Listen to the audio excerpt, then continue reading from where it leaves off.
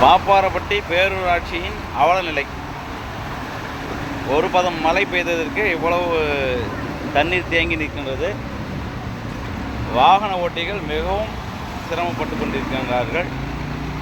வாகனங்களை செலுத்த முடியவில்லை. நிறைய பேர் ரோடு எது சாக்கடை எது என்று தெரியாமல் சாக்கடையில் விழுந்து எழுந்து செல்கின்றார்கள். இந்த அவலநிலை பாப்பாரப்பட்டி தேர்வுநிலை பேரூராட்சியில் நடந்து கொண்டிருக்கின்றது. குறிப்பாக கீழ் பஸ் நிலையம்,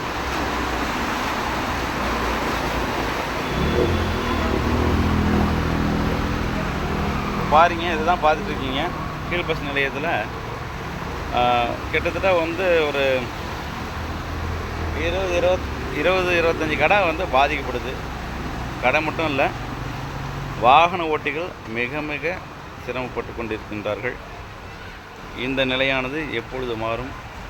பாப்பாரப்பட்டி பேரூராட்சி இது அத்தனையும் பார்த்திங்கன்னா மழை தண்ணியோடு சேர்ந்து சாக்கடை, கோவம் நதிக்கரையோடு இது ரொம்ப மோசமாக இருக்குது. இது பாப்பாரப்பட்டி கோவம்னு சொல்லலாம். அந்த மாதிரி இருக்குது. நிறைய பாருங்கள், எல்லாம் ஜனங்கள்லாம் பாருங்கள் நடந்து போகிறாங்க. இந்த டிசிஷனில் இந்த மாதிரி நடந்தால் உடம்புக்கு என்னாகும்? வராத வியாதிங்க, அத்தனை வியாதியும் வரும். இந்த அவலநிலை எப்பொழுது மாறும்?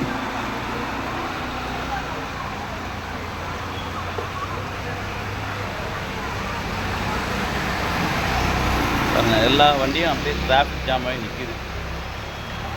அனைத்து வண்டியுமே அப்படி நிற்கிது. இது சீரான வடிகால் வசதி இல்லை என்பது தான் உண்மை. எப்பொழுது சீர் செய்வார்கள் இந்த பேரூராட்சி, பாப்பாரப்பட்டி பேரூராட்சி? இதற்கென்று ஒரு தனி கவனம் செலுத்தி முதல் வேலையாக இந்த வேலையை செய்ய வேண்டும் என்று கேட்டுக்கொள்கின்றோம். எப்படிக்கு ஸ்கை ஃபவுண்டேஷன்.